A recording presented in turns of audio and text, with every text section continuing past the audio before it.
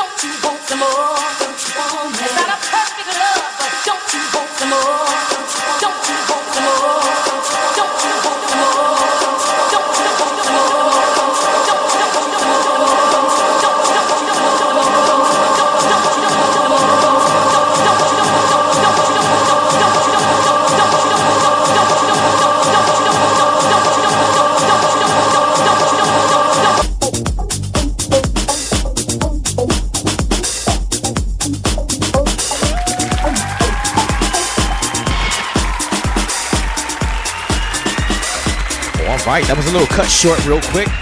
But it's all good. We're going to keep the music popping tonight. Don't forget, you're tuning to the hottest station on the internet nation, ballroomradio.com. I have Dr. Sol-Pendavis coming up in a little bit. I am excited. You're excited. We all excited here on ballroomradio.com.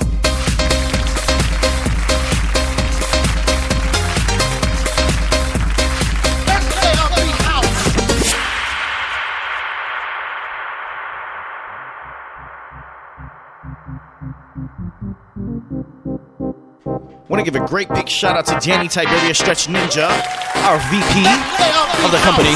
Thanks for working very hard behind the scenes. We're about to turn it tonight. Don't forget you tuned into Izzy Stars here on ballroomradio.com, the hottest station on the internet nation.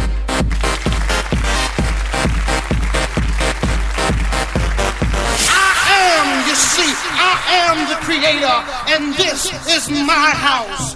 And in my house, there is only house music. But I am not so selfish, because once you enter my house, it then becomes our house, and our house music, our house music, our house music. House, house, house, house, house, house. Let there be house.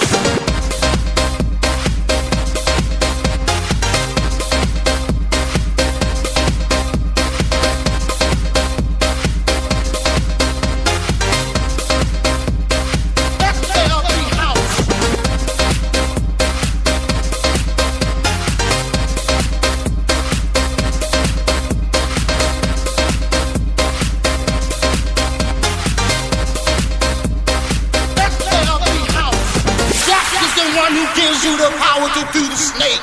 Jack is the one who gives you the key to the wiggly worm. Jack is the one who learns you how to rock your body.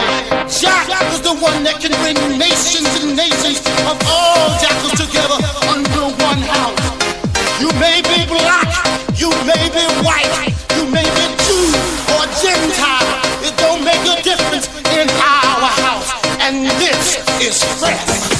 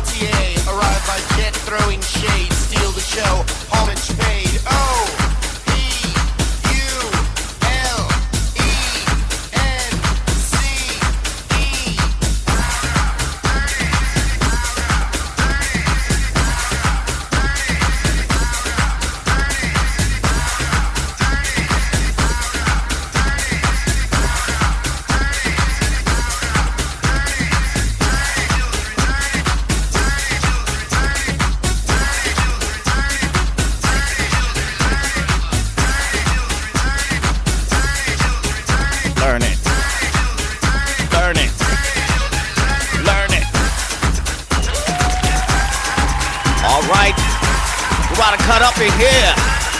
347-709-0655 is the number to dial. You want to give us a shout out, call us up.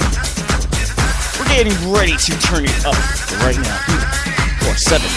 347-709-0655.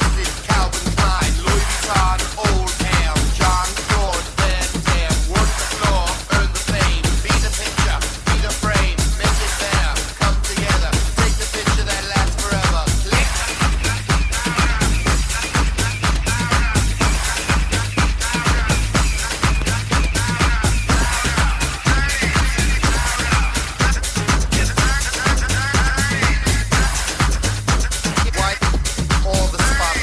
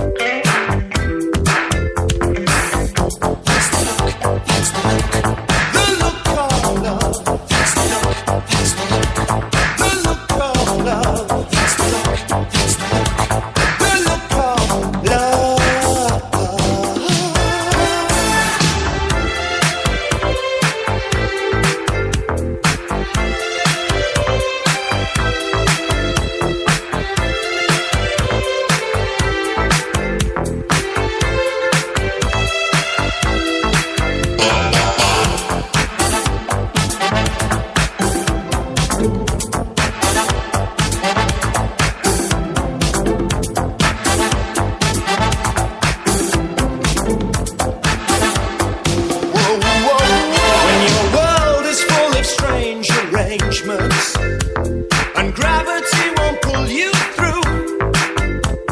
You know you're missing out on something. Well, that something depends on you. All I'm saying, it takes a lot to love you. All I'm doing, you know it's true. All I mean now is one thing, yes, one thing that turns this gray sky to blue.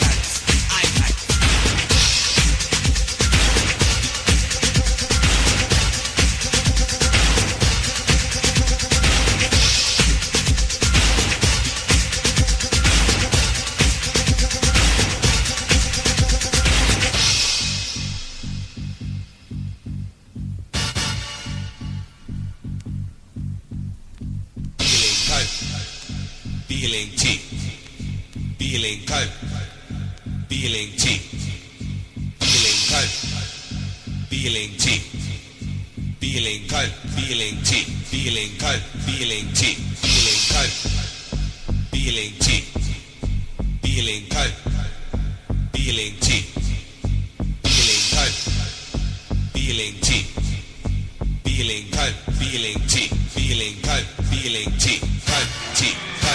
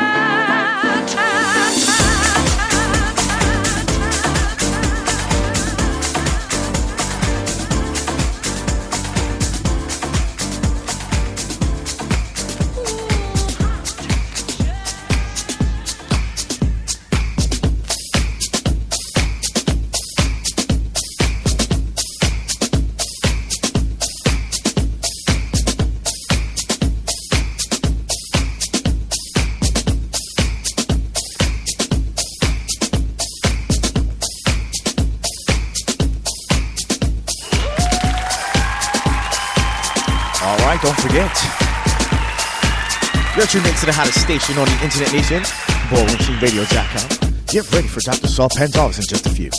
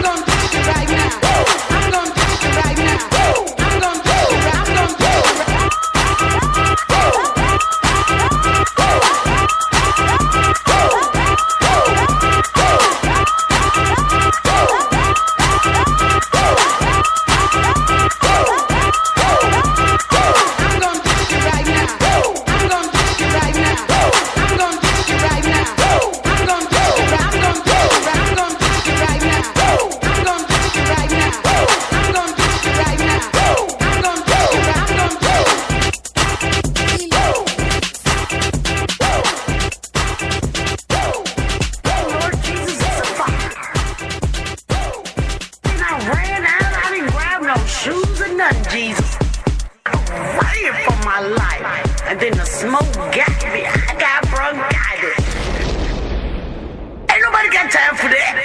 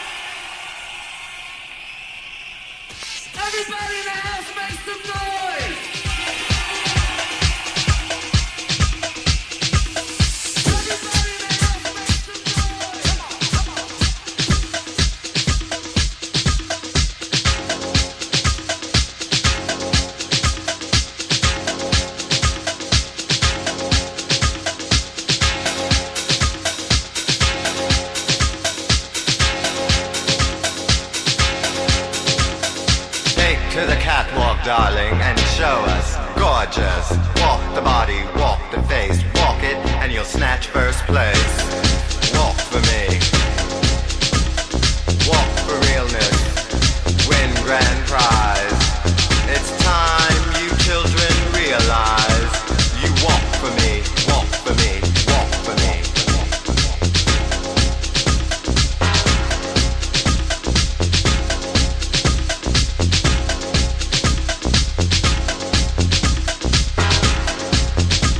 You're walking on pebbles in Manolo Blahniks. Walk for me, walk for me. You've got dozens of men crawling at your feet. Walk for me, walk for me. Alarms, alarms are going off. Walk for me, walk for me. Walk like you're running from the police. Walk for me, walk for me.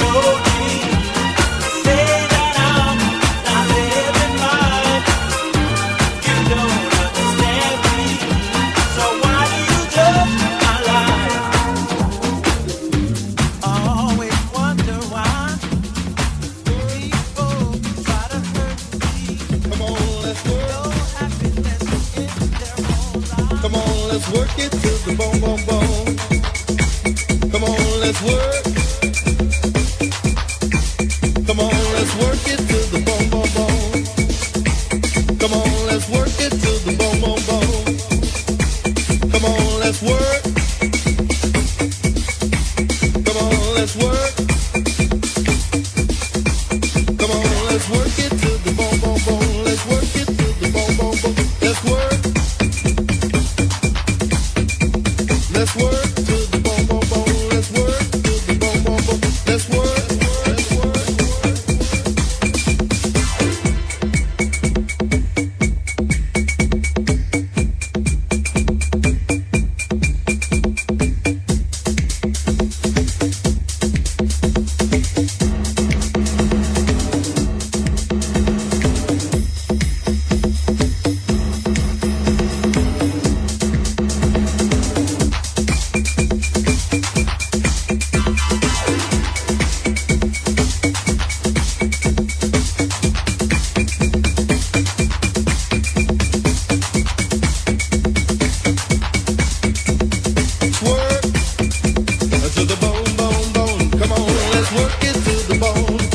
work it to the bone, bone, bone. Let's work it to the bone.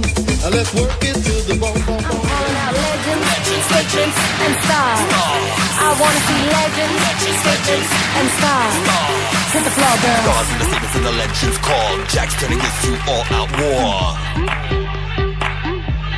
Cause here I come. Everybody wanna be a superstar, riding around in a rental car.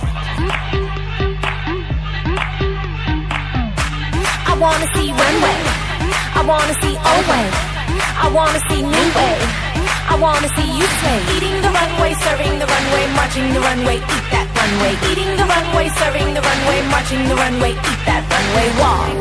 Give me your heart, leave it out on the floor. The icon, Jennifer. Tonight, you're perfect, you're living, you're so beautiful. Face, body, sex, and attitude. Tens across the board. Half of us came off the flight. We came together for this one night. I wanna see you leave it all on the floor. Girls, get ready, cause here I come. Mira, mira, señorita, whether you're black or Puerto Rican. Mira, mira, Bobo Nation. It's about fun, there's no segregation. Salsa, merengue, ooh la la. I make it hot, make it hot, make it ha ha ha. Hip hop, broken pop, lock and stop. Let it drop, let it drop, let it drop. Shwam! Where my face kids at? Where my glam queens at? Where my real queens at? You want it? Take it to the back. Where my sirens at? European runway at? Labels and pumps at? You want it? Take it to the back. On the runway, where we don't play. I want it my way. Don't be shaken. Be a lady. Go crazy. On the runway, where we don't play. I want it my way. Don't be shady. Be a lady. Go crazy. Give me your heart, leave it out on the floor. Tonight. All right, let's get ready. Perfect, you're living, you're so beautiful. Tens across the board. Half of us came off the flight. We came together for this one night. I wanna see you leave it all on the floor. Girls, get ready, cause here I come. You know you like it, so come and get it. You know you want it, so come and get it. You know you like it, so come and get it. You know you want it, so come and get it. So come and get it. So come and get it. So come and get it. So come and get it. Come and get it. Come and get it. Come and get it. Come and get it. Come and get it. This is the beat to scream and shout.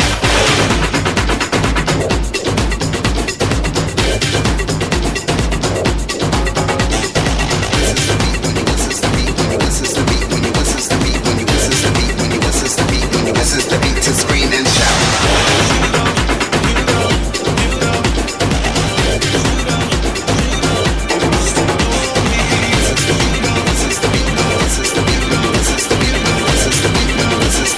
This is the beat to scream and shout.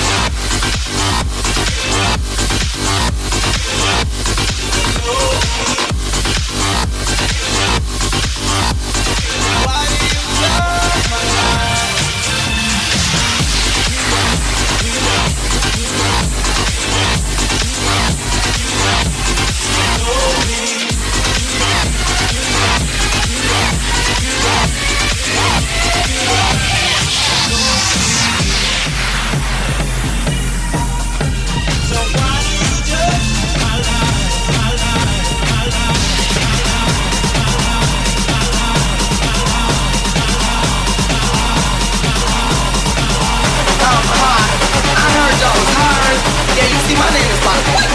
Can you see his tattoo right here on my chest? Yeah, you don't gotta interview none of them other chicken heads out there. I get my credentials from the street, baby. Clock the hair, rock the mug, clock the nails, clock my skirt. You better get into it. Clock the bag, clock the shoe. Now punch the clock, it's time to work. Move over, amateurs, taking mine, taking yours. Somebody better hold my purse.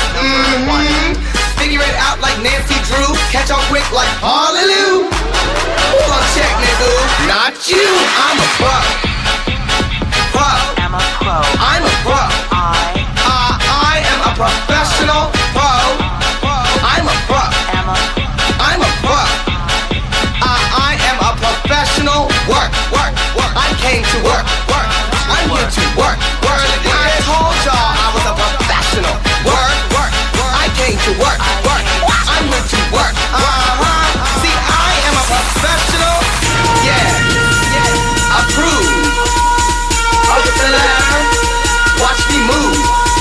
No 9 to 5, round the clock, overtime. Haters cannot touch my pro. I'm a pro. I am a professional pro. I'm a pro. I'm a pro. I am a professional work. I came to work. I'm here to work. I told y'all I was a professional work. Came to work. I'm here to work. I came to work. Didn't you see my badge? I am a professional. Why you mad? Cause my pussy pops severely and yours don't, bitch. Why you mad? Pussy pop, my pussy pop, my pussy pop, my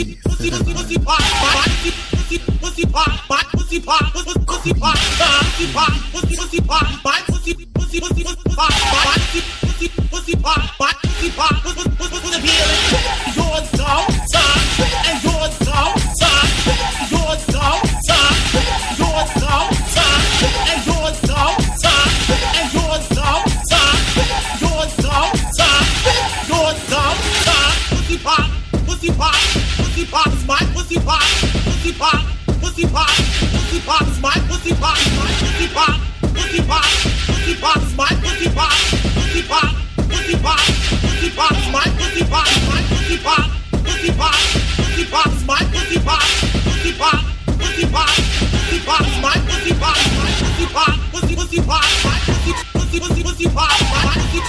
pussy pop, my pussy pop, my pussy pop, the feeling, pussy pop, yours don't, my pussy pop, pussy pop, my yours don't, my pussy pop, pussy pop, my pussy pop, my pussy pop, my pussy pop.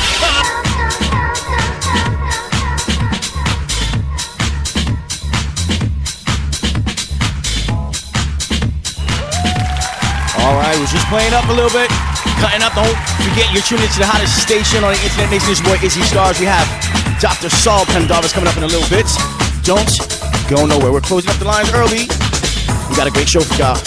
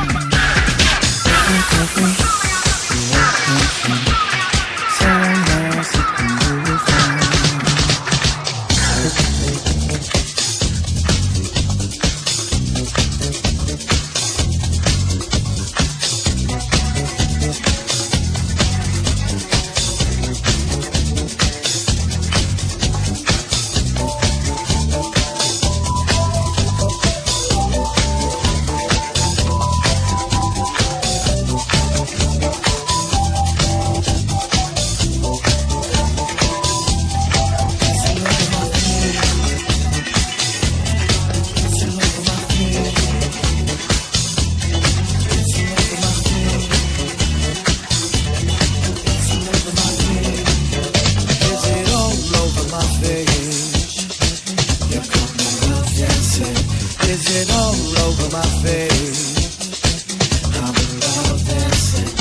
Is it all over my face? You caught me love dancing. Is it all over my face? I'm in love dancing. I've been swinging out this way since I was like 7. Is it all over my face? You caught me love dancing. Is it all over my face? I'm in love dancing. Is it all over my face?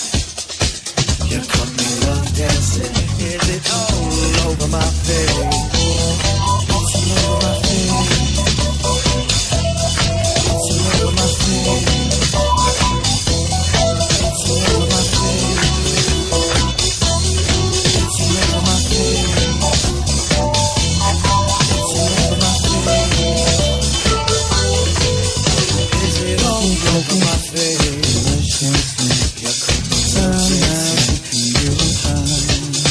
Is it all over my face? I'm in love. Is it all over my face? Love dancing. You caught me love dancing. Love dancing. Is it all over my face? Love dancing. I'm in love dancing. Love dancing. Love dancing.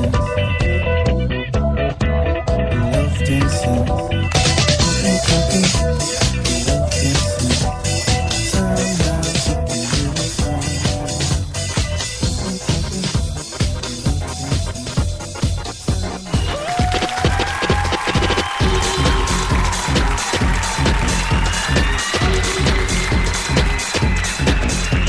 All right, ladies and gentlemen, sorry that the birthday shout-outs is late, but I'm going to do them now right before the interview. Check this out. I want to give a great big shout-out to Brianna Diaz, stars. Of course, darling.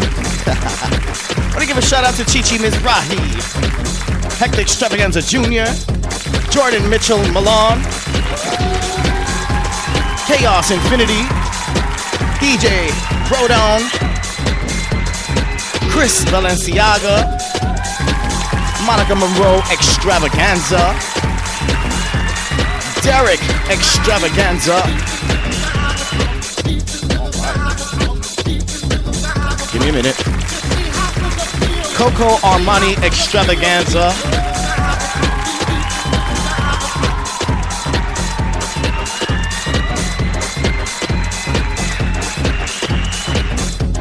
One special birthday shout out goes to my mentor, my favorite of all, my gay mother, Albert Santana Latex. Rest in peace, darling. We love you.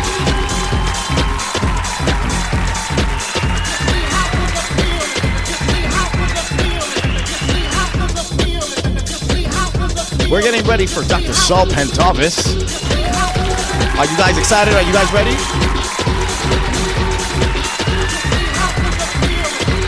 By the way, thanks for tuning in, everybody, tonight. This has been a wonderful show, a long way coming. Don't mind me, I've been feeling under the weather lately, so I'm a little, not feeling it. But we're going to make it the best. We'll be right back with dr-sol-pendavis.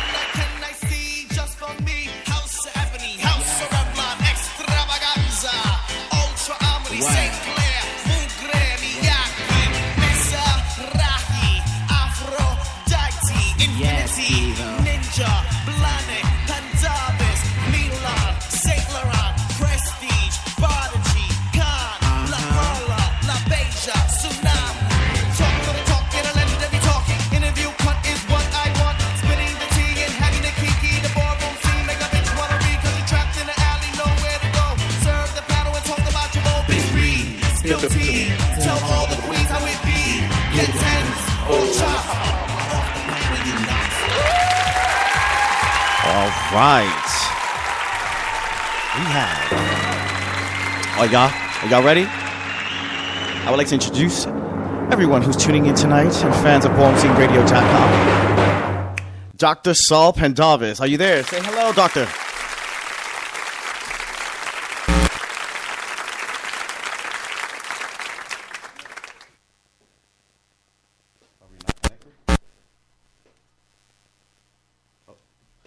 We'll have to go into a little commercial break. We'll be right back.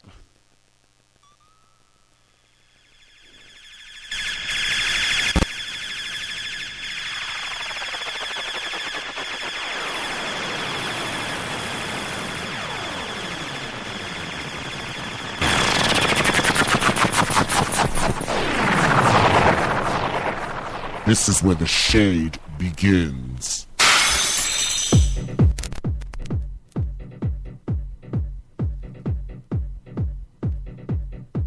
I'm here. We are back. Let's try this again. Let's introduce Dr. Sol-Pendavis.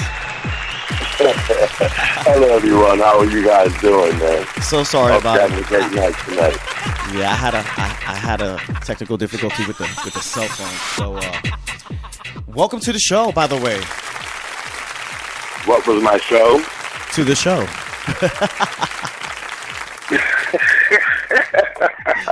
I'm losing it. We have a lot to discuss, huh? Okay, well, where do you want to start? From the beginning, or you want to start from the ground and work your way up? How do you want to do this? Well, you know what? I want to start, actually. Let's start by where are you calling from? Let's give a shout out real quick. I'm shouting out from Lynbrook, Long Island. I know that's right. You know? Yeah, I'm out in Strong Island. Yeah, we was talking behind the scenes and stuff, and you were saying you were from Strong Island. So, let's go into the beginning. How did you, Dr. Sol? How was it for you growing up as a child? Whoa. Okay. Like I said, I was born in Harlem, and I was raised in Brooklyn. Crooklyn, and then from that, I graduated from high school and went on to the military. And from the military, I traveled all around the world. Yeah. And after I got back to the United States, I decided to retire. And I decided to stay here in New York. And I started working as a community activist at that time. And then I found it to be very interesting. And so I started working at the GMAC as one of their peer counselors. And then that was interesting. And then I moved on, and then one of the professors there was like, he thought I would be a good instructor. And I started doing instructors, and then I went from there, and he recommended that I went back to school and got my doctorate so I can come back on his level and be a professor at the college. And after I did that, thanks to GMAC, who helped me with the credits and everything, I got the doctorate. And from that point on, I've been working as a professor for the college and working at the VA hospitals and things in the psychiatry department. And it's been satisfying. So, wow. Yeah, I give God the glory. Just a little ghetto kid, with a lot of hard work, dedication, and focus to do anything. Wow. What were your parents very accepting of you? Did they know you were, different? Well, I was different in so many ways, doing so many things. Like I said, I come from a very large family.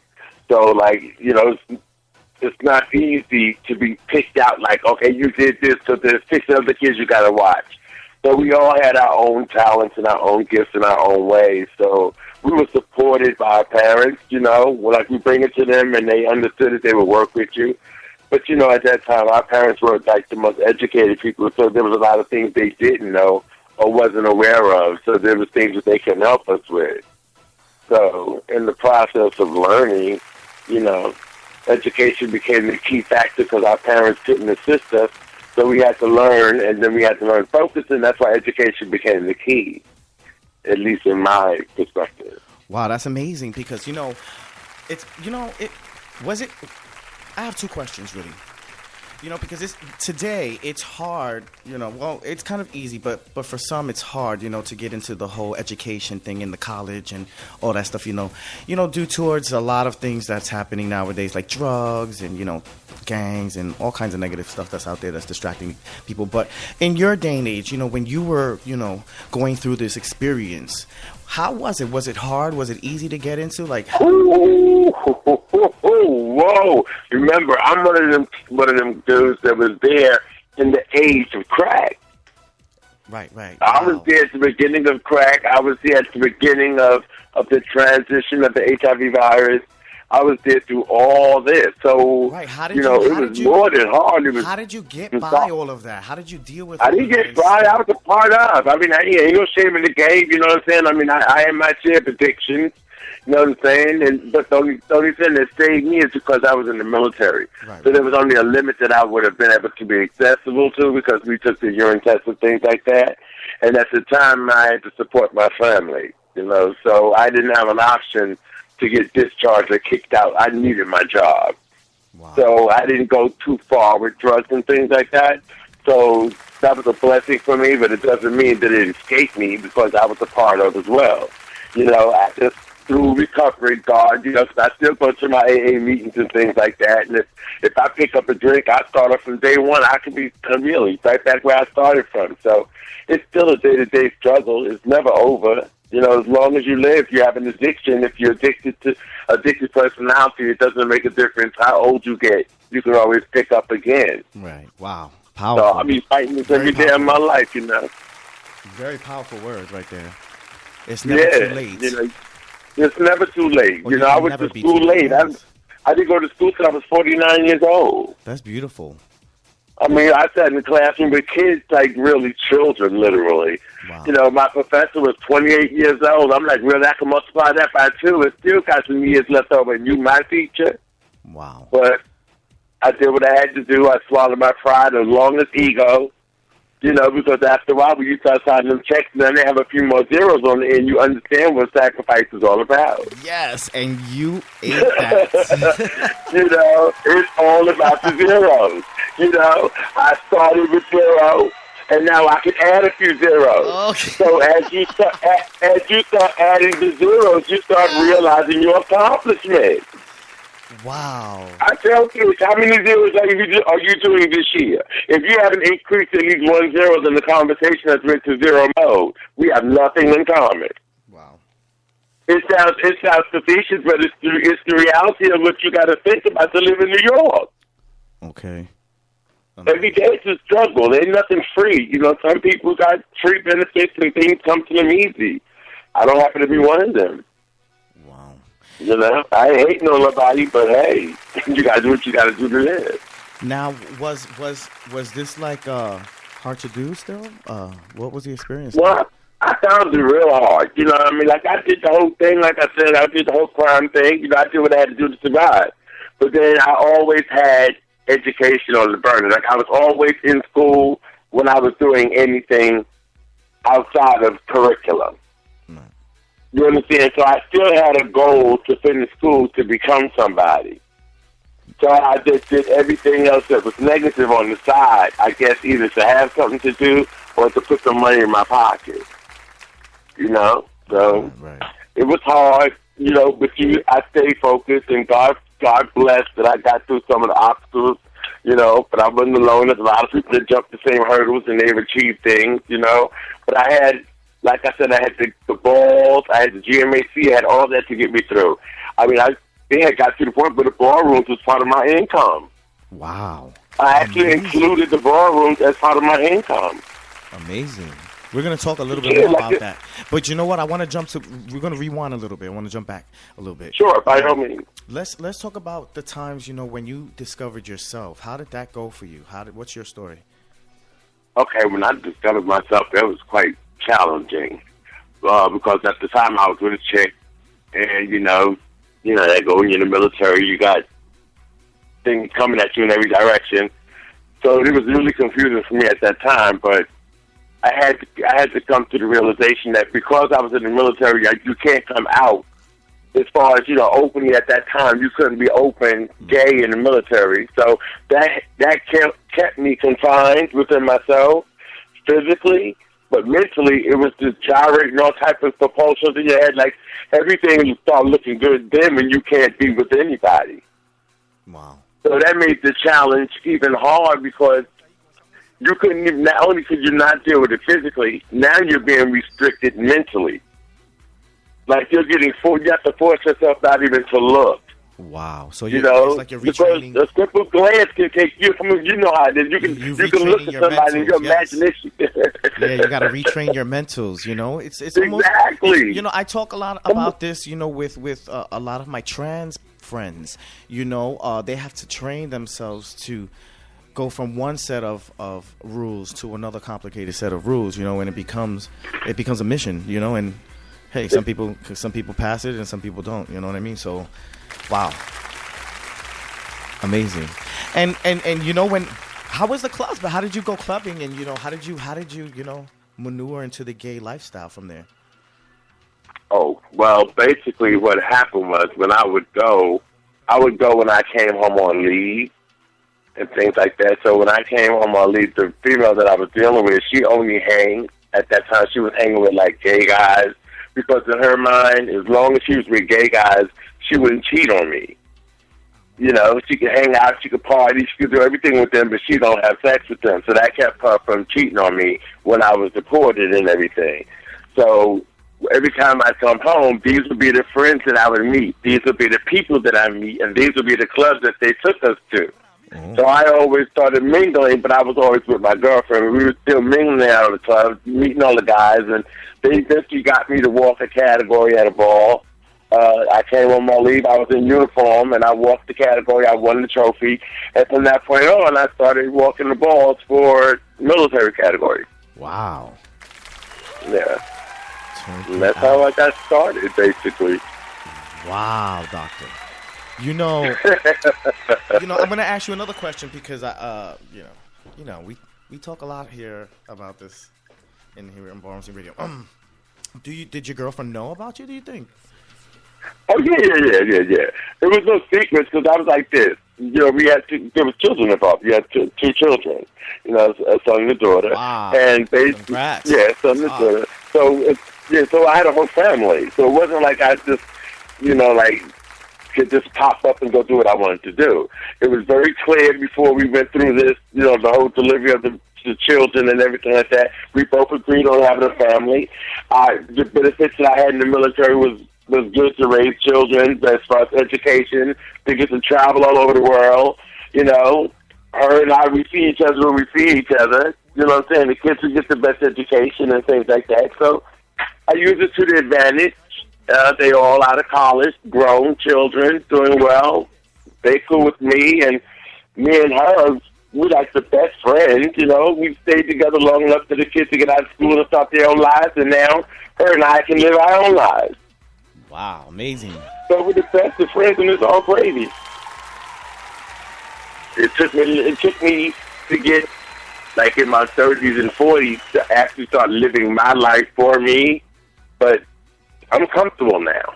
Right. And to be able to say that in 2016, that's a blessing. I think that should be the slogan for 2016. Living for me. People should start, appreciating themselves a little bit more instead of trying to confine themselves into, what's formed. I agree, and stop worrying about someone else's achievements and be grateful for what you've accomplished. Right, and what you can contribute. You know what I mean? And let's respect. What they call this, the riding the shirt tail. Yeah, coattailing. Or coattail, whatever. Logically, it would be tailgating. Yeah. See, when we were younger, they called it get off my, basically. Get off my ping. We have to keep it PG in certain instances, but outside of that, it's like I deal with the younger youth coming up. I think they're very intriguing. Some of them are very interesting, but I see now that the ballrooms itself, they're not focused on what they used to be. Years ago, it was about fashion, creativity, what you knew about style and taste. You can't learn taste. You have to either have it or you don't. Yeah. And so down, to me, when you go to the ball, it's all about performance. Like spin, twirl, fall, drop, break your neck, whoever got the best health insurance. Okay. Really, because, yes. I'm think about it. I mean, most of these guys go home, I'm sure they be having all type of bodily part, like my arm twisted, now really for a trophy. Wow. It wasn't that difficult for us. Now that we're talking about that, I wanted to ask you too, what is it to, the category military realness? Because, that's not a category that they have a lot nowadays anymore. Okay. And there's a lot of new kids out there, the new generation. What exactly was the military realness, and what was it that, that made it eternal? Okay. All right. Well, basically, the first time the category was introduced to me, like I said, I was a novice to the ball version, you may say. Basically, they just wanted you to look like you was active military, which is someone that was in the military, some form of fashion. They wanted you to illustrate a style in the military, like you would have to have a motion of whatever that particular outfit was. Like if you were camouflage, you would have to get them some sort of hunting scenario in your presentation. If you came with Class A's, you would have to get them some sort of saluting, the whole raincoat, the whole inner outer ensemble. Everything had to be constituted with a program and a whole production. Wow. So military wasn't always a one-person category. It always came with you as a teamster. Okay. All right. It was like that. Yeah. It was cool. It was something to do. I did it with Devin because You know, he came into the military right behind me, but I transferred from the Omni to the Pendavis, and that's when I started walking military. As an Omni, I was just walking exec. Wow. I wanted to ask you that. What exact house did you start in? I started in the house of Omni, and that's when I got my feet wet when they were teaching me how to what clothes I need and things like that so they could decide where was my strongest point. And because I was a commander in the military, of course I had a lot of suits and ties and things like that, briefcases and things. So they put me in exec. So of course walking against William Dupree made it start like you was there now. Like anytime you start walking against William Dupree and Ephraim and stuff like that, now you up there like top four, you up against Dupree. So right. I got into the program real quick because I was walking against superstars as soon as I started. Wow. You know, so how did exactly did you become an Omni? How did I become an Omni? Yeah. Who made you an Omni? Oh, Jerome Omni made me a Omni. Shout out to Jerome. He was, Jerome was the arms guy, and he and I used to work together at the PAL. And he was like, yeah, you should really come down and join me. You know, basically it was like a club that we all hang out with. And I had just recently, you know, I'm back and forth into New York. I'm not here long enough to do anything, meet anybody, whatever. So he took me under his wing and, you know, taught me all the stuff I needed to know about the clubs like the Nickel Bar and Better Days and Midtown 43, Buttermilk Bar. I mean, I think I've been to all of them, you know. And after that, you know, God bless his soul, he passed away. And then I was basically on my own. Wow. And so that's when I went from the Omnis to the Pendavis, because Avis was like, come on, sugar, I got you. I know you know, everybody in my house is educated. Everybody in my house must graduate high school. Everybody in this house must go to college. And that's how she gave us the ground rules. And so she would come to your house, she'd meet your real mother, and she would give your mother these things that she expect you to do. I know that. And right. that's how you, within the Pendavis, that's how we work. So even now, everyone that has left the house of Pendavis, they all have their own house. They all are school teachers. They all are doctors, nurses, professors. Like they all have their own. They didn't leave our house and go to another house. They left our house and started their own house. Wow, amazing. And they were all successful, so I'm proud of them. Now, I wanted to talk about, you know, the whole Paris is Burning. How did you come across Paris is Burning? Okay, Paris is Burning. How did that come about? Okay. What it was, I was walking Big Boy's Runway Models Effect, and it was with Richard Jr. and Derek Ebony, and Richard got grand, and I got first, and I got aggravated, and I was like, there's only one way I can get him again, so I said, let me jump in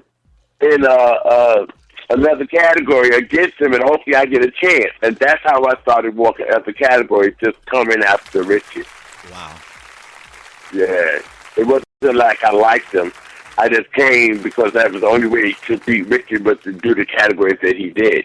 So that's how I went from the variation of categories, and that's how I got started. Kim and I started sewing together, and then we started putting things together, and then we became the Dream Team. So we had a good run for a while. Then after that, they wouldn't let me walk anymore. Then I became the commentator. So I started commentating everybody's ball. And then from that, it just went to you can't walk them or you got to either judge or commentate. It was cute. It was still a financial thing. So I treated it as basically a means of income. But now they're nice. They're cool. They're basically entertaining if you're looking for entertainment. But if you're going in with a more business and professional perspective, there's a whole lot of talented young people at these balls that can really take themselves further if they had just the right connections and things like that. So I'm basically trying to get on that level with elevating them to the next level to become more professional in their craft. I know that's right. Yeah, so that's where I'm at. That's why I enjoy. I even love what you're doing. I think this is intriguing. I think it's very enlightening to the youth, and people do anything to get 15 minutes of fame, but give them something to work for. I know that's right. Thank you. So like much. maybe introduce to them like you win three consecutive balls and blah blah blah in a category. You get your interview on your show or something like that. Right. Give them a link, and you'll be surprised how fast you will explode. Yes, because I wanted to talk about a very quote a very important quote that you have mentioned in Paris is Burning. When your piece was on, I noticed that you said something. You said some of the children walk a ball and have the potential to sell a garment, but when they leave the ballroom, they have to convince themselves that they are somebody, and that's where they get lost. Exactly. That's what I want to talk about for a moment, real quick. By all means. What made you quote that in this movie, Paris is Burning? Okay. In my perspective, when people came to the ballrooms, I can only speak on myself and the era that I was in, like when it was hot. When you would come up in the Elks Lodge, you would feel so important if you looked like $1 million. At that time, it was about how you looked, not who you looked like. Everyone had to be someone else. You was basically impersonating someone. Everybody wanted to be Rock Hudson, D. Drake. Everybody had some scenario in their head. So you basically judge people by their appearance. Okay, so when that didn't work, that's when the shade came in. So now you don't have to look the part. I'm going to read you for the part. Oh. So it was basically almost a battleground when you walked in. You had to basically stand your ground, make your perimeter, and defend it at all costs. So a lot of people would come to the ball and feel special for that 5 or 10 minutes because they done broke a window and got in some family feeling like they wanted the crowd. Mm-hmm. But then when they leave, they have to decide, do I have to sell this outfit to eat, or will I just keep it and be fair for one more day and worry about how I'm going to survive the next day? Wow. Very powerful. So you got your 15 minutes of fame on the runway. Everybody's looking at you. You're fabulous. But then when you leave there and everybody's going, you're selling that same outfit just to get food to eat for that next day. Every day you hustling. Yep. Do you feel that? Do you feel it can be a bit of the ballroom scene can be a bit of a, how do you want to say, addicting? Pardon me? Would you say that the ballroom scene can be a bit addicting? Oh yeah, they're very addictive, but it all depends on what you're looking for at the ball. Like if you're the type of person that's scouting, like if you're a scout, like you just want to see new talent so you can refer them to other people and keep them connected. There's people that do that also. Like I would think that Jose would be a good scout. Like when Jose Extravaganza come, I think he would be a good scout and find good dancers and voguers and refer them out to different agencies that he works with prior to the Madonna scenario. Like when I go out and if I'm there and someone approach me about something that I've done or a movie that I've done or a play that I've done or something like that, I will refer them to the people that I have worked with prior and let them try to get a hookup with that. I try to pass on, the hookup. I know I'm getting older. There's not many things for us left. You know what I'm saying? The icon or whatever, that's just the title you wear it and whatever. It don't give you nothing extra in your pocket. You know what I'm saying? It'll give you 2 to 5 seconds of exposure on the stage to a bunch of thousands of people who don't know who you are, where you came from, or where you plan on going. Right. Because half the people in our era aren't even at the balls anymore. Yeah, the generation's God forbid, still alive. Yeah, it's changed a lot. A lot of people are tuning in tonight, by the way. Well, a lot of people that want to know, certain tea, as maybe. Let's talk about the whole, controversy about the coins over Paris is Burning, Jenny Livingston, Miramax, Kevin, I knew that was coming. And Paris is Burning. Yeah, let's since since we're open right now, Wow.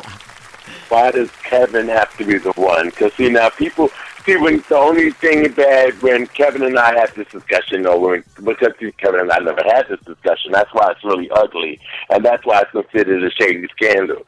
But I really have no beef with Kevin. Kevin is, like I said, was the first house I was in, and I went from there to the print offices, and I I'm cool with Kevin, you know. But the controversy came with him not being in the movie, so therefore he wasn't offered a contract. But I tell everyone, if you think about it, if you was in the movie, none of us had a contract. Wow. None of us had a contract. All of us had agreement. There's a difference between a contract and an agreement. Wow. Right. So when we signed the agreement gave them the right to do anything they wanted to do with that movie and your clip with the money that they gave you, and you signed it and you agreed to it. So if they took your clip and put it on Revlon and they made millions of dollars, they don't give a damn because you sold your rights away when you said that you signed the agreement. You didn't sign the contract saying that, no, I can only do this, you can only use it for that. We didn't do that. Wow. So therefore, they didn't pay you on a contract salary. You got paid as an agreement, which is the same thing that they pay standbys or walkthroughs or whatever.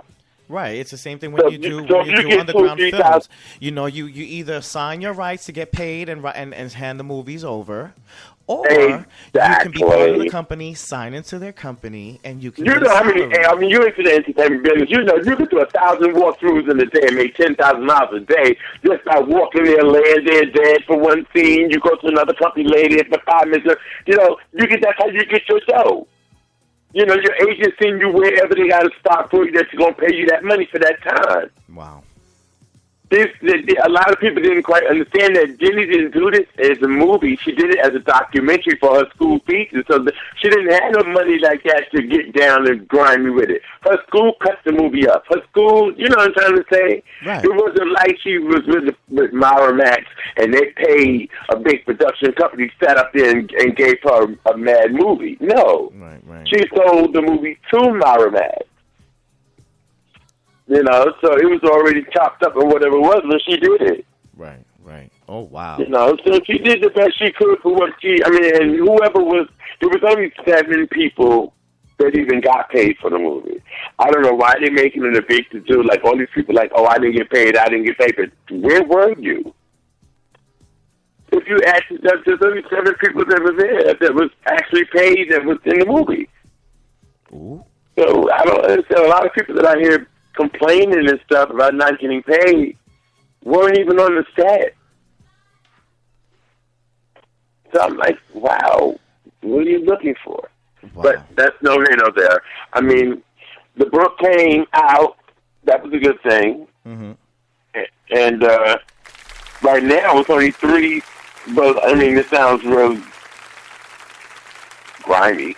It's only 3 basically alive people from the movie that can actually speak on it. And that happens to be me, Junior, and Freddie. You know, that was actually under an agreement. See, we had a lot of friends that was actually in the movie, but they didn't have an agreement, so they never got paid for their segment in the movie. Right.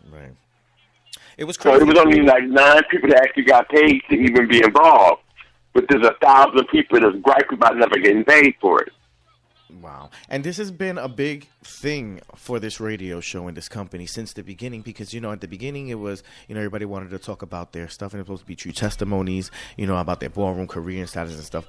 But, you know, certain individuals came on the show and, you know, and of course, you know, the Paris is Burning topic came up and stuff like that, you know, and you know, that's where everything started coming out. So I had to ask you because, you know, a lot of the fans of Ballroom and the show want to know, you know, because it's been a mystery for a while and it hasn't been uncovered, you know. So I want to thank you so much because it takes a lot to come on the air and do that, by the way.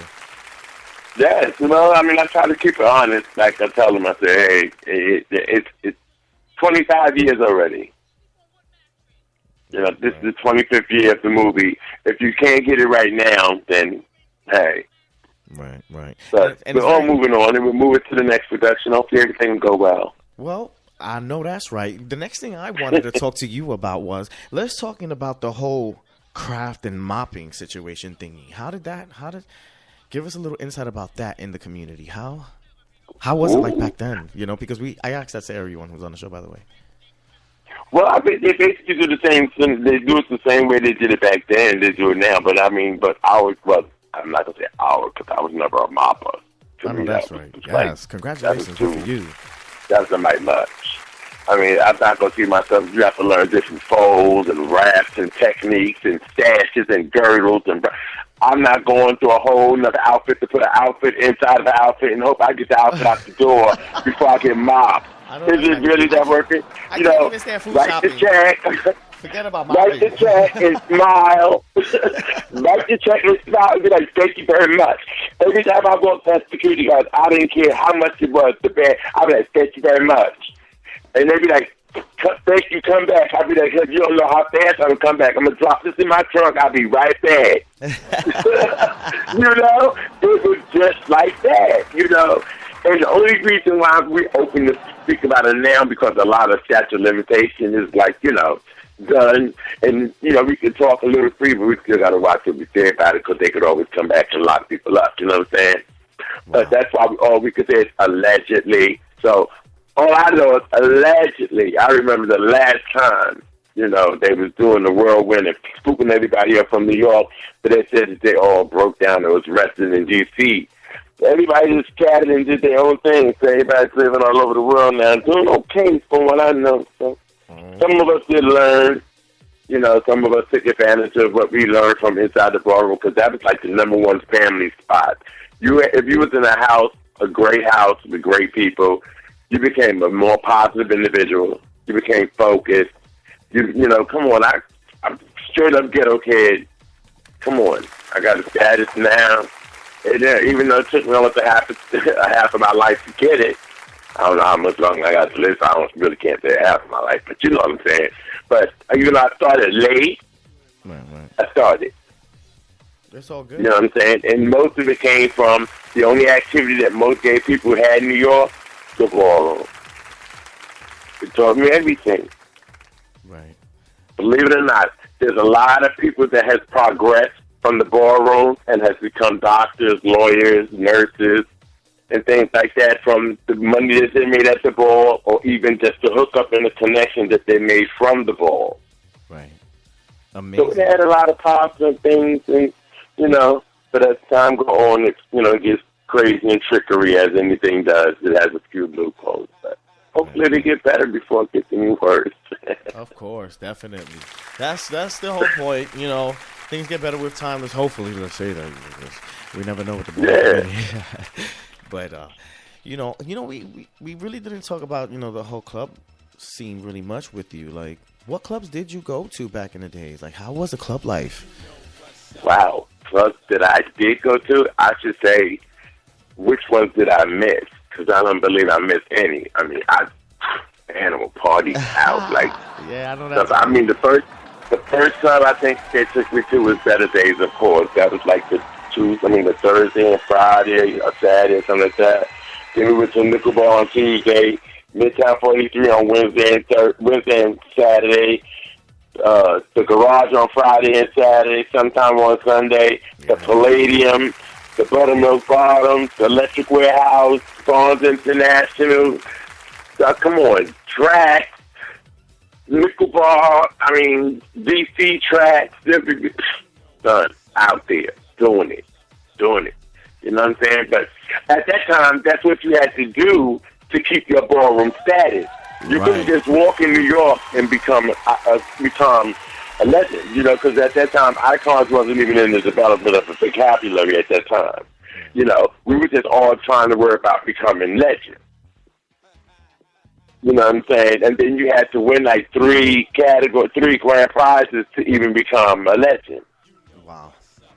You know, so you had to win at a prestigious ball at no little kiki function, no 3 kikis make you a legend. No, just 3 grand balls make you a legend. So it was very hard.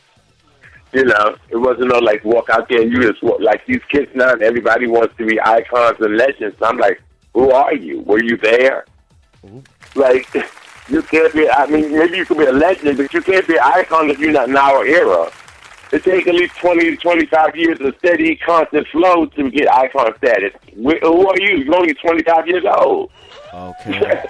Scandal. If you got to be in the business for 25 years, you're only 25 years old. You can't step to us. Well, nowadays, we have a mediator maybe in ballroom, and they're going around and making, a list of who's icon and who's not, and who's legends and who's not, and like 75% of the list is still too early. Well, if you didn't get your BOCC star, you're not iconic. I know that's. They're not iconic because every icon got their BOCC, and after that, the BOCC went out of business. So once you got your star or your Walk of Fame, you put it on your wall, you are now an icon. If you missed today and you didn't get your star, you're not on icon status. That's just how it is. Wow. Because anybody that was ever an icon, it was only 36 of us. And all 36 of us got our stars that day. And our Walk of Fame, and Kim, Kim Whitley, right, the comedian, she gave us our stars. Wow. So that's how that went. So we did that, I think it was maybe 10 years ago. It's that long ago. They did it at the Brooklyn Marriott. Oh, that's right. We had to wear all white linen and all that. So it was a big event and everything. It was great. And that's when we recognized who was the icons and legends and things like that. And that's when it started turning. And then you had to earn your status. And then things started to become recorded. And then after 20 years, you'd be eligible to go into the Walk of Fame. And then you had to get nominated into the Hall of Fame. And so now it's really technical, which is a great thing. It shows evolution. Right. But, hey, I wonder where I'm going to be. Where I'm going to be in another 5 years. They're going to probably put me in the AARP section. The retired fossils. Earlier, look at the bones of what used to. This is what happens after pop, flop, and drop. For 25, 30 years, your bones look like this when you rock it.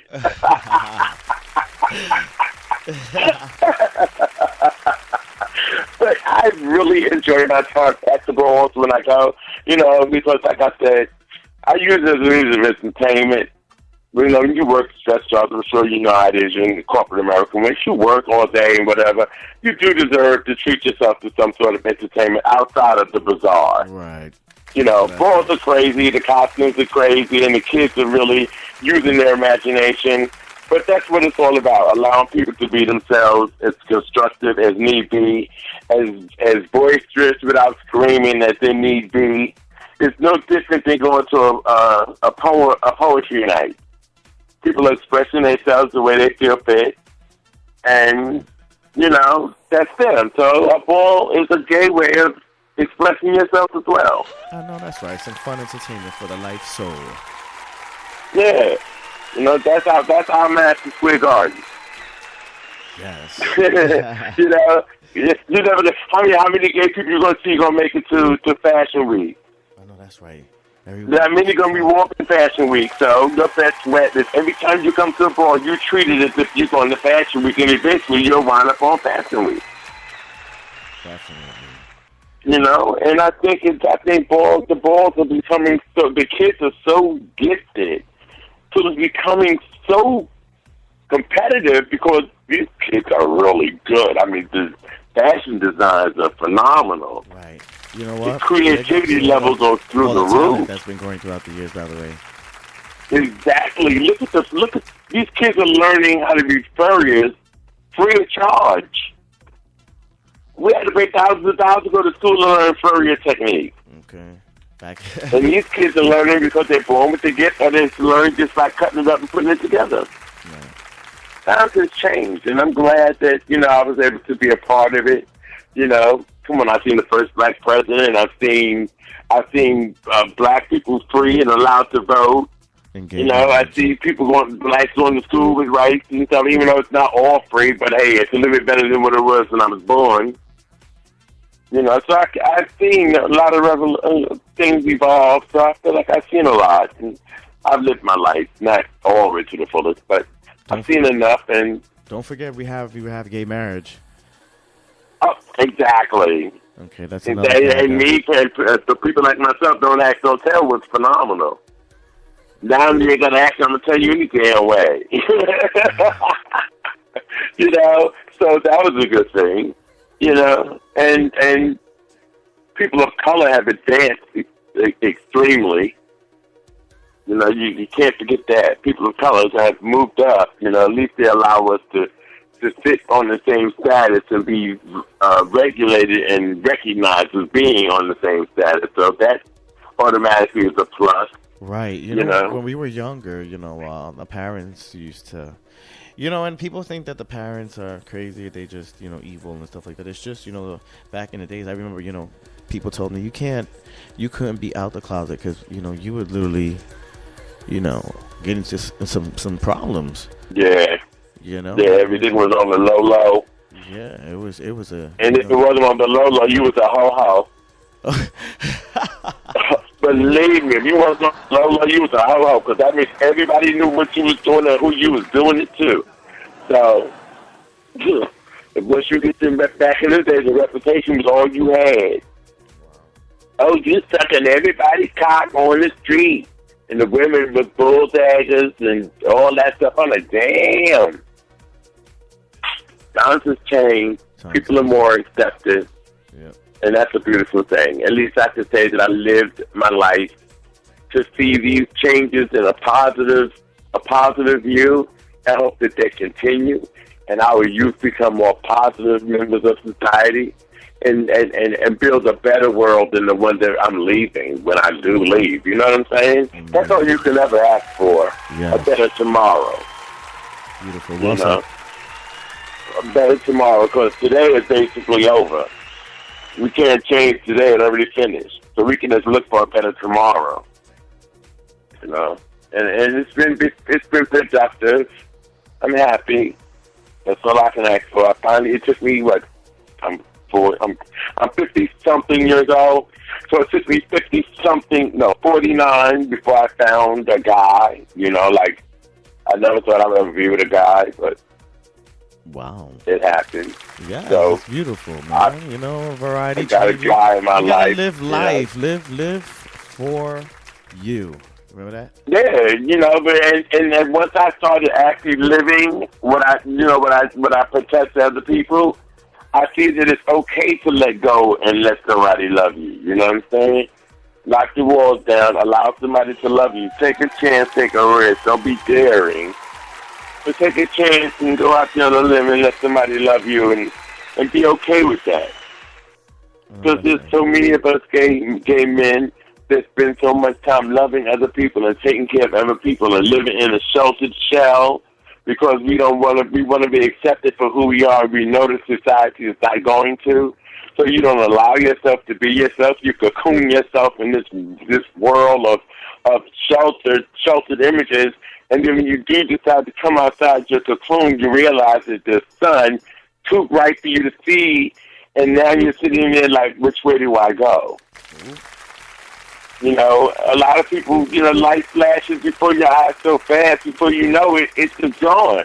And no matter how much money you got or what you do, that's something you ain't going to get back, man. That's time. Yes. You can be the richest man in the world, you can't buy no damn time. Okay. I mean, give me 20 years back. Okay. Shit, if I knew then what I know today, please.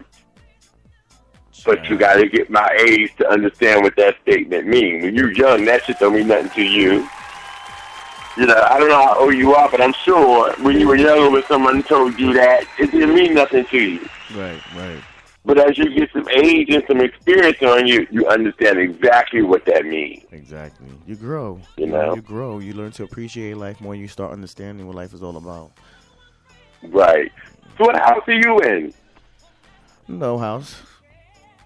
Did I know? I started out as a latex. Albert Santana Latex spotted me at the latex. Yeah, I was a latex, and I was a baby. I was 13, sneaking into the clubs. I was a bad boy, and and then from there I met Rose Chanel. Then I was a Chanel for a little bit.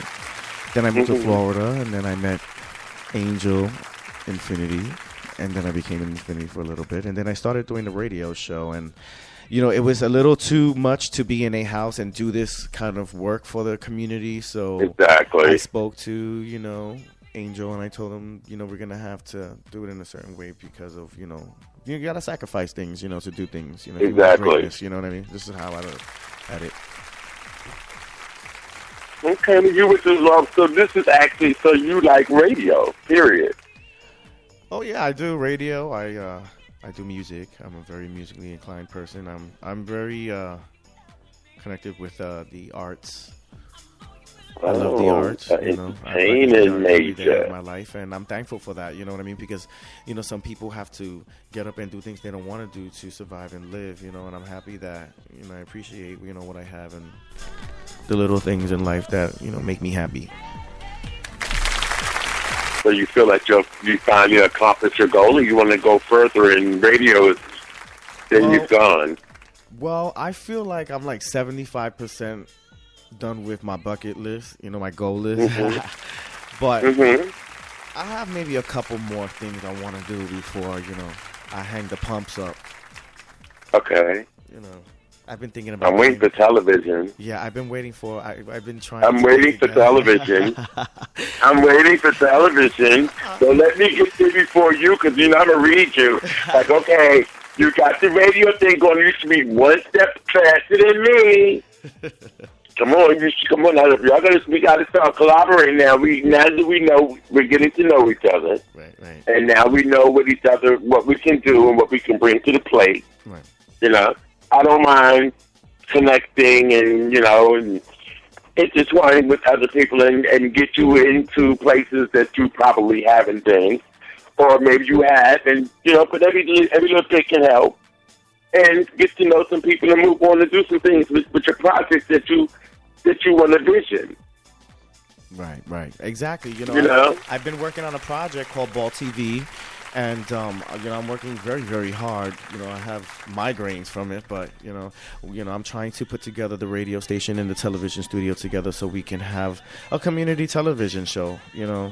One of the things that's on my list that I always wanted to do was, I have accomplished a lot in my life, so I am thankful. But, sometimes it's like you always want something special. There's always that one little special thing that you really, really want at the end of the day. Exactly. And, exactly. And everything else doesn't matter until you do that. What makes you satisfied, and what's going to satisfy me. So we call it a gut buster. What's your gut buster? My gut buster is to, kind of like do something great for the community, no matter how ugly or great it gets. These other people that inspired me growing up, so I want to do something great for my people, whether they like me or not, or they agree with my show or the things that I do. What is your level? Like, what do you consider your level of greatness? Like, where do you want to take yourself that you would consider you reach a level of greatness? I want to find a way for everyone in ballroom to make a career out of it and get paid. Whoa. That's basically what I want to do, So that way we have, a portal, a gate opening for, the younger community and the generations to come, and people in the community who want to get a chance. Because, we have been shaded on for many, many years in life, period, and like you said, it was a great thing, that, our community is coming up and we're starting to represent ourselves and express ourselves. So I think it's time that, we move forward and we just, keep going onto bigger. So what do you think about like having a class?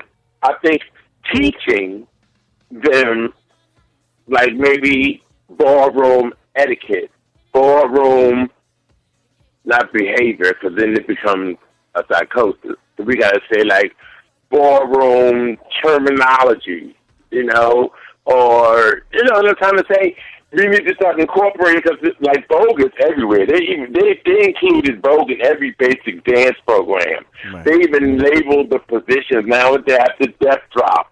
And everything, everything that was in the top different thing now has a name. It's a technique now.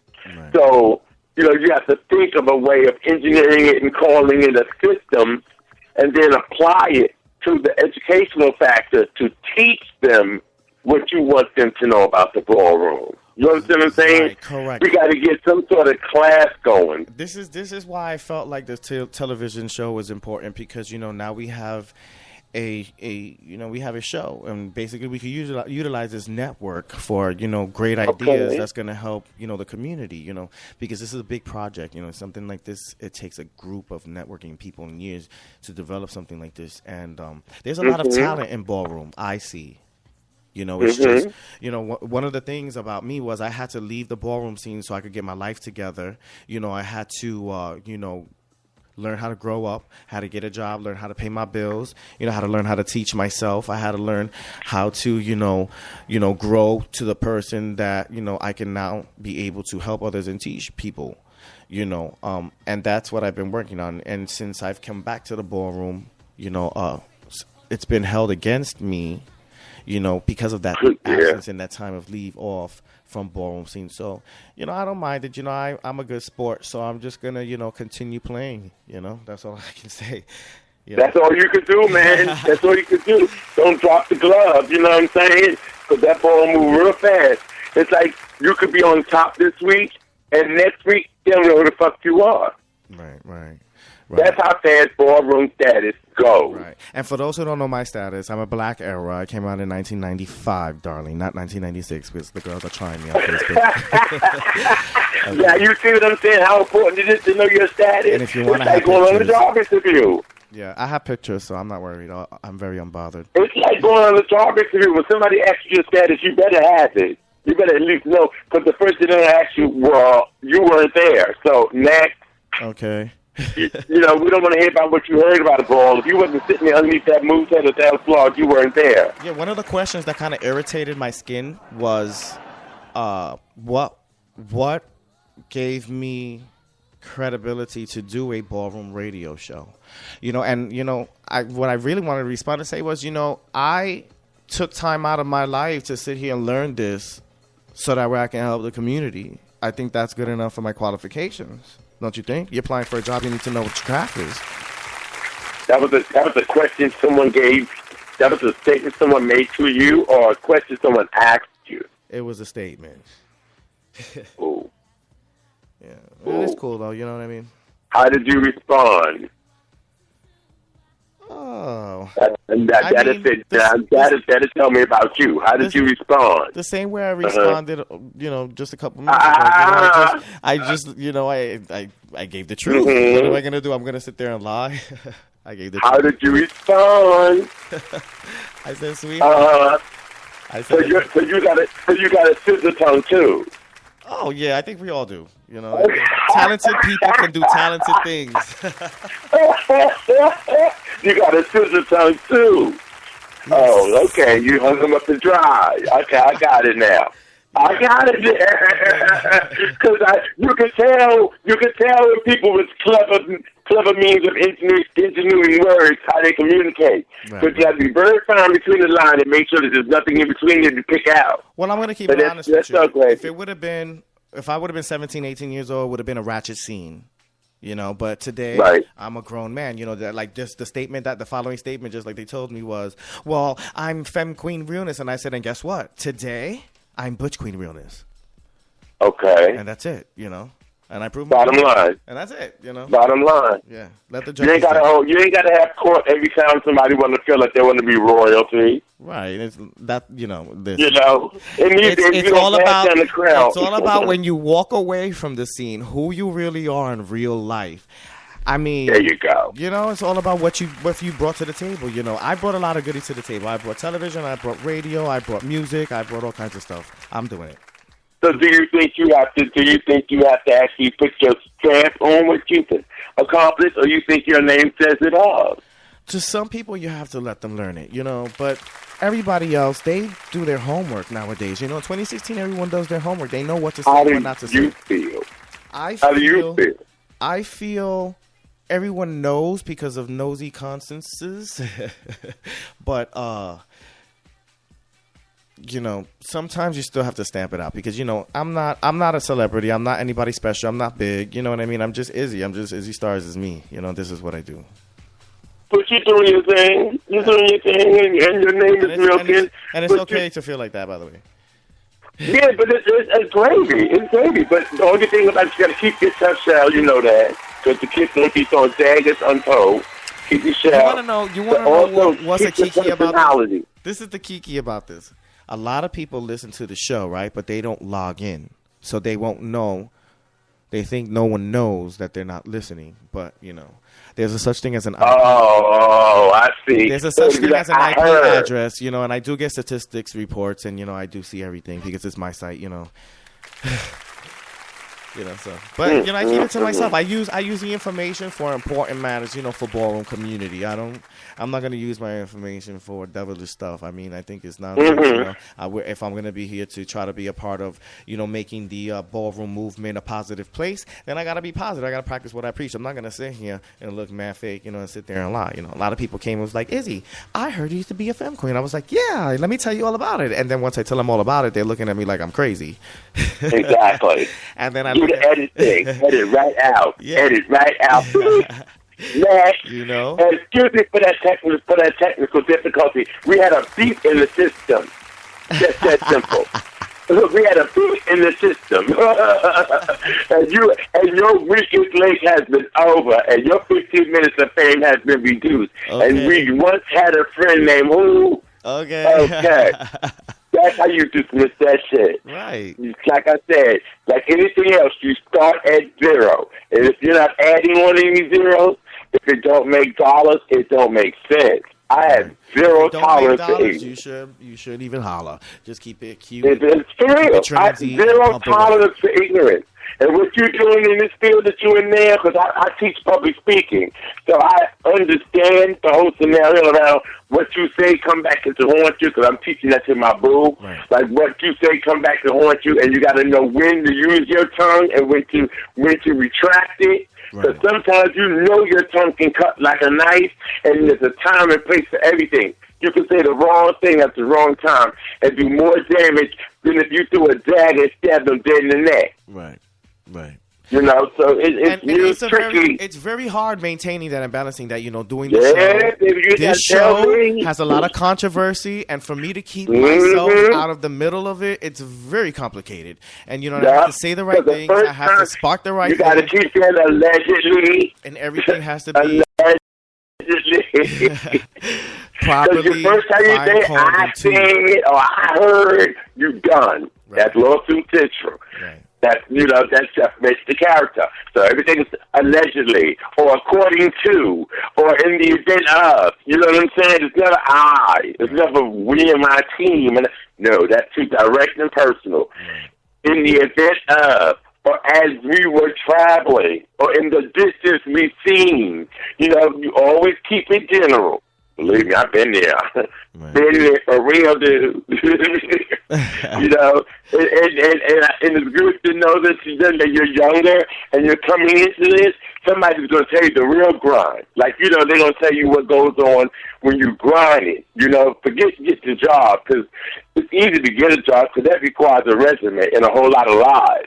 It's keeping that job, which is your skill and your ingenuity. That's when that comes into your resume, but you can't lie in your performance. There you go. You can fake the There vote. you go. But you can that's where the professionalism come in. Come on. You know how I roll. You've been doing this for a minute. You know how I roll. Right. You got to know corporate America before you step your foot in that, baby. Right. You step your foot in that without being right, you're going to be a wrong move. But I am broke. Okay. But I am broke. If niggas don't jump you and beat you down, they're going to make sure you broke and they're going in your pocket. Right. Don't think the suit and ties don't fight. They just do it elegantly, and when the fight is over, they say, okay, you won this week. I'll see you at the next board meeting. Okay. They're going to lose their job, but they're going to get their fight on. They go up in the conference room and fight like animals. Right. Pick up their jacket, go home to their wife, get their bandages, boo-boo, to go back to work the next day with some Band-Aids. Right. Oh, I had a problem. I got attacked by some mug or whatever. And you got your ass whooped by the president of your own company. Oh, that's right. Come on. That's corporate America. I done been there. That's why they put gyms in my face. You want to meet me in the gym? You got a problem? Yeah, I got a problem with you. You fucked up my file cabinet. That requires a fight. That requires a fight. You know what I'm trying to say? Yeah, it's a thin line between, a goof off and respect. Exactly. Exactly, but you get your ass whooped enough for running your mouth, you know that that's not your line of work. You know, there's something called running your mouth, and your mouth needs to be running away. Two different things, you know, time and place. You know, don't be running your mouth if you can't run. Well, you know, you said it earlier. You know, I'm going to tell you something. Life, you know, a lot of people say, you know, life's not a game. You know, to me, it kind of is like a game. You know what I mean? And you have to finish it. You know, you have to like play the game and win. You have to make it out the game. You know, because it's crazy. It's a game. It'll mess with you. You know, and you have to learn the corporate America. It's just basic and simple. You know, point blank. You know, some people just like to blame. They play the blame game. Like they're sitting at the same spot every day, all day. Oh, the white man is holding me back. Or I don't have car fare, so the city's holding me back. Or the cop wouldn't let me through, so they're holding me back. My sister wouldn't wake me up this morning, so she's holding me back. There's always somebody holding them back. But then that next morning, they're in that same spot with that same blunt and that same 40 ounce with that same situation. Somebody else is still holding you back. So it gets to the point you have to start walking past them because somebody's holding them there. Yeah, and as long as you stop every day and give them that 15, 20 minutes of your time, if it don't make dollars, it don't make sense. So if they're wasting your time, you need to keep moving. After a while, you got to wash up. You know, you got to wash your hands with it. But when it comes to the youth, it's a little bit more of a struggle because you don't want them to feel like there's no hope for them. Because for some of them, you are their family. You are the only family that they have. Right. Some of these kids are runaways from other states and cities and some even other countries. You know, and they come here to find some salvation. So it's hard to turn your back on them. But some of them have already developed such survival skills like stealing and robbery and stuff like that. You don't even know if you can trust them in your house. Right. So you can't even help without being feared or being the victim. Exactly. It's very hard. It's very difficult. It is. So you can't be nice without doing the wrong thing. And then if you do something like invite someone into your home, it comes with a whole 15-page paper document of what must have happened in your house because you invited a stranger to maybe spend the night for a night. It ain't no damn different if you went to a bar and you seen a cutie and you took them home and fucked them that night. What is the difference?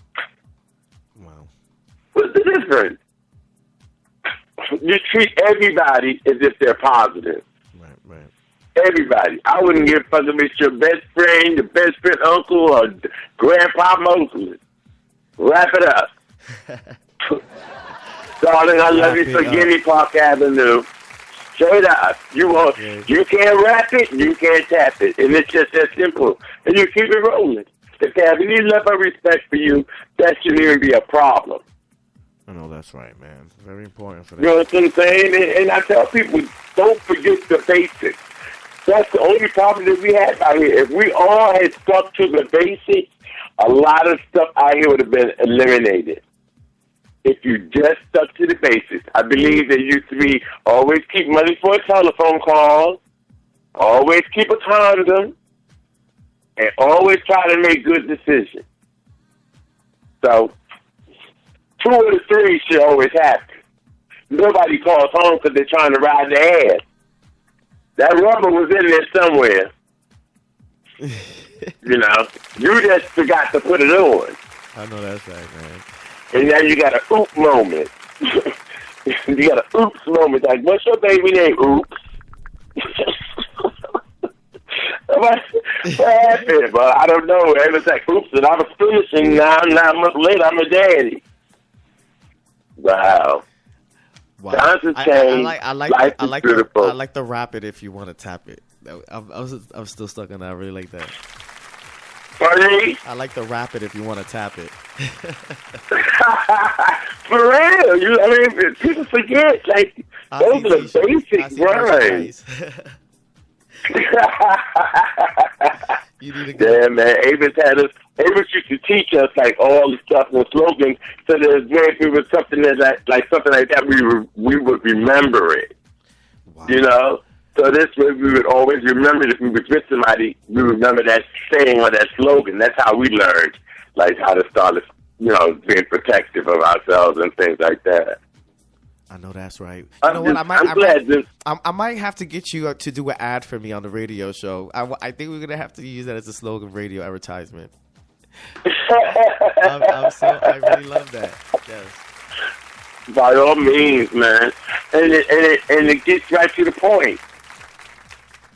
It gets right to the point. See, it has to be able to reach a certain age group, and it has to be able to be meaningful without being too blunt, so they won't say it was solicited.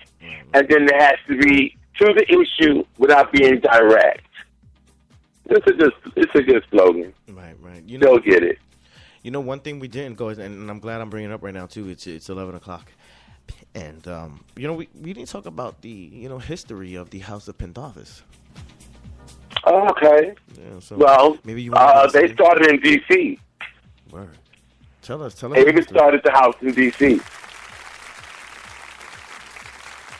And it was basically, I guess at the time it was called Drag Queen. It was a drag queen house. And it went from there to her bringing in Kirk, which was her best friend. And Kirk became the only butch queen in the house. And so as the house expanded, I think I was like the 12th guy in the house. And after that, it just started expanding. And that's how the Bush Queen got into the house. Avis was the mother, of course, so she started everything that we know. And wow, lost connection. We'll be right back.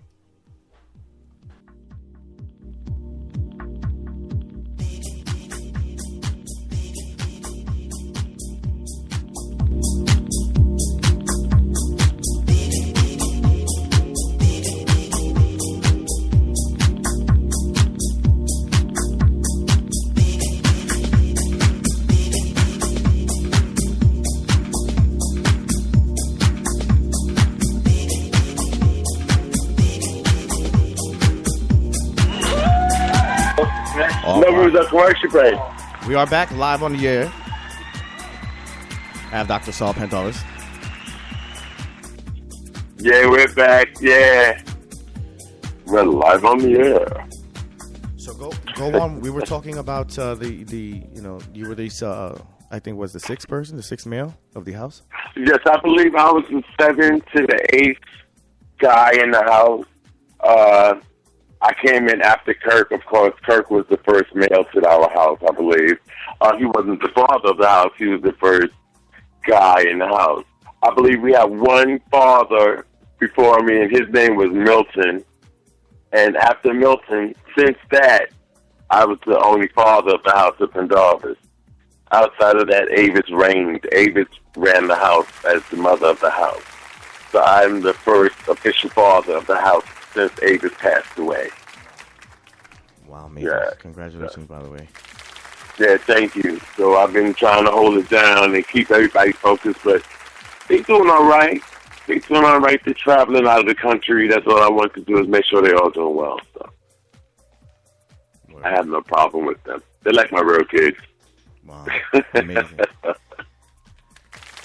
Yeah. Well, I'm in the means of starting to recruit some new kids to follow kids, but they're really adults. I'm feeling a little bit under the weather. What I wanted to tell you was, how long was your term, as father? Are you still father? I'm the father now, yes. I was the father since 2000. Wow. 2000. So it's been 16 years. Wow. Yeah. Amazing. It's pretty difficult when you're doing different chapters. Like, you got Detroit, Philly, Florida. Then you have the pageant, you got the pageant section. Like there's a section of the House of Florida and Chicago where they have pageants. Like New York is not a pageant state. Right. So we don't have a lot of pageants. But when you deal with the House members that live in Florida and Detroit, those are pageant states, you find yourself doing a lot of traveling to those states. Right. It's interesting. I learn a lot, even though I'm not into that, like all the makeup and hair and all that. But I guess I have to learn. I bought a wig the other day. I had to go to the store and buy a wig. Wow. You're talking about, like, sharp. I was like, wow. I got all these sisters. And I never bought them a wig. And I'm in the store buying them a wig. Like, wow. Times has really evolved. I'm moving on up. I went from good times to the Jefferson. I had to learn. I could buy hair. I know about the different texture, the buds, all that good stuff. But I wish I had gotten to the production of it because that's some good money. Yo, that hair is bankruptcy, son. I see why most African-American men do the balls. So that weed thing ain't going to happen. Yo, $200 or $300 for half a pound of hair. That's not even yours. It's crazy. Very crazy. You know, for real, though. We're getting close to the end of time. Okay. And I just wanted to, before we go, I wanted to say, thank you so much for joining us live on the air and giving us your story, I really appreciate it. Anyone who's tuning in, they really live for you, I had a great time. I always enjoy speaking to young people, entrepreneurs moving up and doing positive things in the community.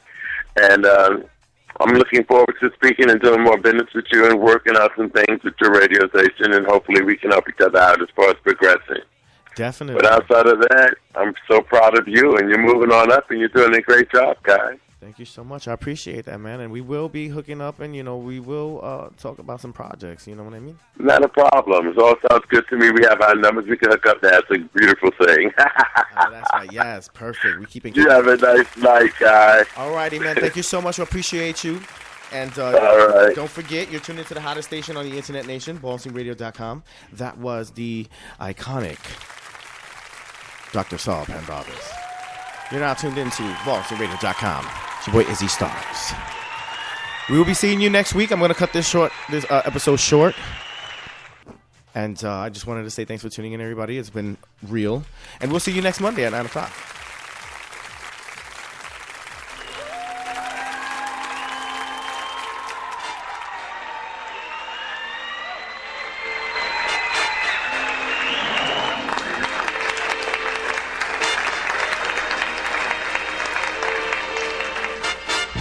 Ballsy Radio sponsored by the House of Ninja, House of Blonic, House of Ultra Omni, House of Extravaganza, House of Infinity, House of Milan, House of Latex, and of course, the one and only, the legendary House of Stars. Special thanks to Danny Stretch Ninja, DJ Frankie Paradise, Steve Gonzalez, DJ Chip Chop Ninja, legendary Jay Blonic, Icon Kevin Ultra Omni, Icon Angel Infinity, Icon Baron Milan, legendary Mother Power Infinity, and of course, Icon Grandfather Hector Extravaganza. Tune in every week at 9 p.m. for the hottest station on the Internet Nation, ballroomsceneradio.com.